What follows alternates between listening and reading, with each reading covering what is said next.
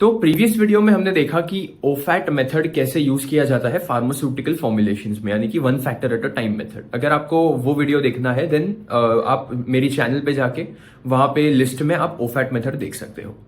लेकिन आज हम डिस्कस करने वाले हैं एक ऐसी मेथड के बारे में जो कि एग्जाम्स में भी सबसे कॉमन है और फार्मास्यूटिकल इंडस्ट्री में भी सबसे कॉमन है। अब ये मेथड का नाम है फैक्टोरियल डिजाइन मेथड। अब ये फैक्टोरियल डिजाइन मेथड क्या है, उसे कैसे कंडक्ट किया जाता है, उसका एक प्राइमरी जो एडवांटेज है, जो इंटरैक्शन इफेक्ट्स फाइंड कर सकते हैं हम ये मेथड यूज करके, वो भी हम आज डिस्कस करेंगे। तो सबसे पहली चीज तो फैक्टोरियल डिजाइन है क्या। इसके नाम से आपको पता चल रहा होगा कि इसमें फैक्टर से कुछ लेना देना है। इसमें बेसिकली फैक्टर है क्या, हमने प्रीवियस वीडियो में ओफैट के वीडियो में हमने देखा था कि उसमें कैसे हमने बाइंडर कॉन्सेंट्रेशन को और जो हमारा कंप्रेशन फोर्स है जो किलो न्यूटन्स में था, उन दोनों को वेरी करके हमने उन दोनों का इफेक्ट टैबलेट के हार्डनेस पे क्या पड़ रहा है वो हमने देखा था। तो इस केस में फैक्टर्स जो है वो बाइंडर का कॉन्सेंट्रेशन और कंप्रेशन फोर्स, ये दोनों फैक्टर्स होते हैं। तो उसमें भी जैसे हमने देखा one factor at a time, तो उसमें हम एक ही फैक्टर को चेंज कर रहे थे। इसका भी नाम है फैक्टोरियल डिजाइन, यानी कि इसमें भी फैक्टर्स का तो इंक्लूजन है ही, फैक्टर्स से हमें खेल खेलना ही है। लेकिन इसमें हम खेल कैसे खेलते हैं वो थोड़ा सा डिफरेंट है। सबसे पहली चीज, इसमें और एक टर्म आती है। इसमें जो फैक्टर हमने कवर किया वो एक टर्म है, दूसरी टर्म इसमें जो आती है फैक्टोरियल डिजाइन में वो है levels. Levels of factors. Levels मतलब क्या होता है, हमने जैसे प्रीवियस टाइम देखा, लास्ट टाइम देखा हमने कि कैसे हमने बाइंडर कॉन्सेंट्रेशन को एक टाइम पे 2% पे रखा, नेक्स्ट 4 पे, नेक्स्ट 6 पे, फिर हमने जो कंप्रेशन फोर्स था उसको 5 kilo newtons, then 10 kilo newtons, then 15 kilo newtons, वैसे हमने वेरी किया। हमने वहां पर जो चेंज किए उसके कंपैरिजन में यहां पर चेंज हमारा थोड़ा सा अलग होगा। इस केस में हम सीधा एक लेवल को पकड़ेंगे, यानी कि एक लेवल होगा हमारा लेट्स से लो लेवल, दूसरा लेवल होगा हमारा हाई लेवल।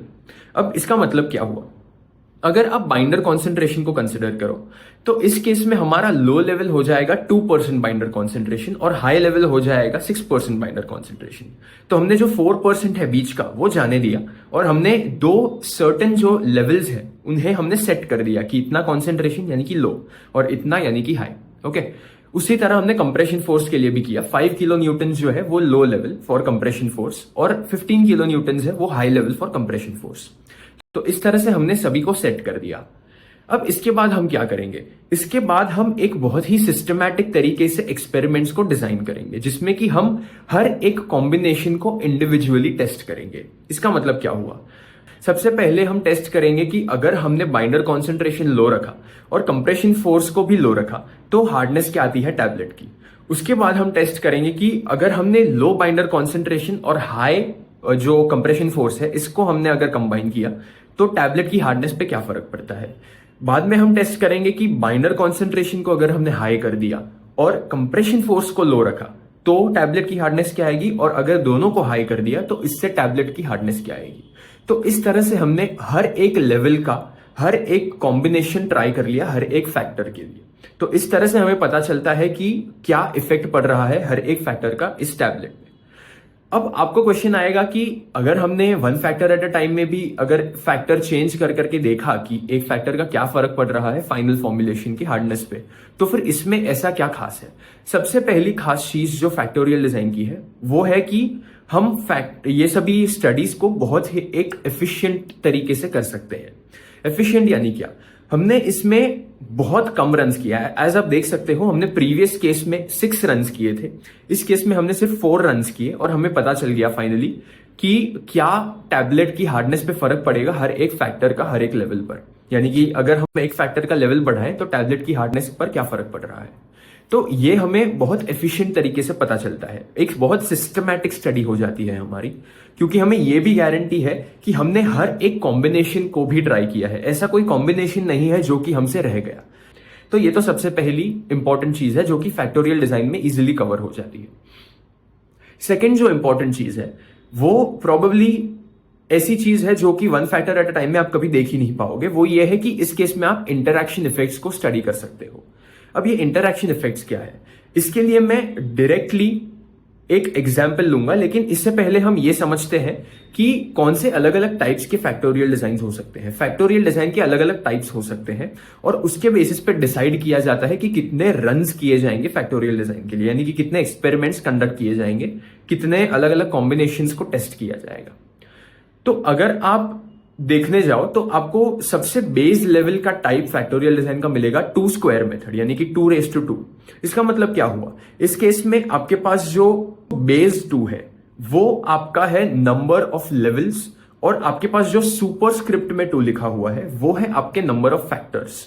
तो इसके बेसिस पे आप फाइंड कर सकते हो कि आप कितने रन्स करने वाले हो इन सभी कॉम्बिनेशंस को टेस्ट करने के लिए। अगर आप 2 स्क्वायर की वैल्यू देखो तो वो होती है 2 into 2, जो कि हो जाता है 4। तो आप इसमें जैसे आपने देखा यहां पर एग्जाम्पल में 4 अलग रन्स किए आपने, तो ये तो हुआ एक सिचुएशन। लेट से हमने 3 फैक्टर्स को कंसिडर किया, यानी कि आपके पास कंप्रेशन फोर्स है, बाइंडर कॉन्सेंट्रेशन है और लेट से डिसइंटीग्रेंट अमाउंट है।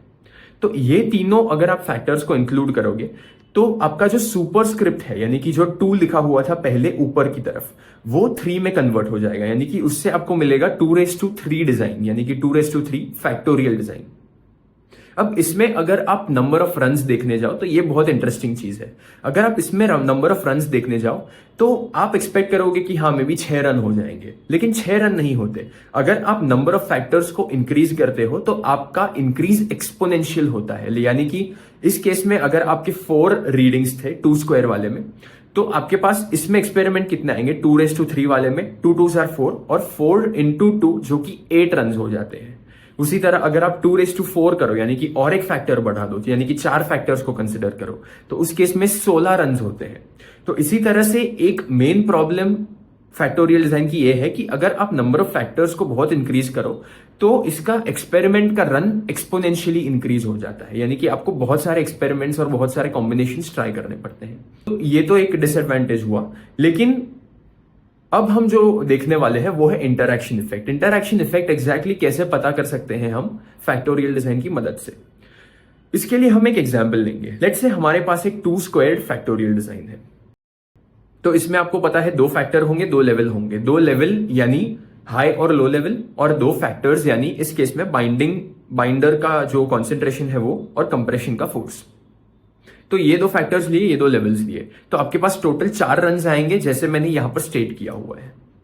अब अगर आप इसमें जाकर देखो कि हार्डनेस पे क्या एग्जैक्टली फर्क पड़ रहा है, तो आप फर्स्ट 2 लाइन में तो इजीली देख सकते हो कि अगर हमने बाइंडर का कॉन्सेंट्रेशन लो रखा है और अगर हमने कंप्रेशन फोर्स जो है उसे हमने लो से हाई में कन्वर्ट कर दिया, तो आप देख सकते हो कैसे टैबलेट की हार्डनेस 3 kg/cm² से हो गई 4 kg/cm²।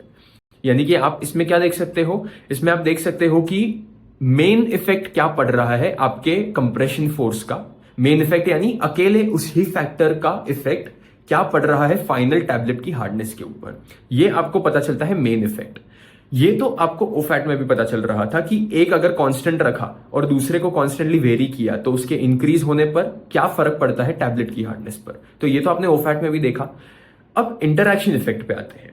अगर आप कंसिडर करो कि हमने 3rd और 4th जो लाइन है उसमें हमने बाइंडर कॉन्सेंट्रेशन को लो के बदले हाई रखा है, और बाद में अगर आप कंसिडर करो कि हमने उन्हीं दोनों केसेस में जो कंप्रेशन फोर्स है उसे लो से हाई लेके गए हम, तो उस केस में आप देखोगे कि जो टैबलेट की हार्डनेस में इंक्रीज है वो 4.5 से 5 तक ही जा रही है। यानी कि फर्स्ट केस में हमने क्या देखा, 1 kg/cm² का इंक्रीज था, लेकिन सेकेंड केस में अगर आप देखो जब आपने सिर्फ एक चेंज किया, वो एक चेंज है बाइंडर का कॉन्सेंट्रेशन हाई कर दिया, उस केस में आप देख सकते हो कि जो इंक्रीज है टैबलेट की हार्डनेस में वो 1 से 0.5 तक आ गया।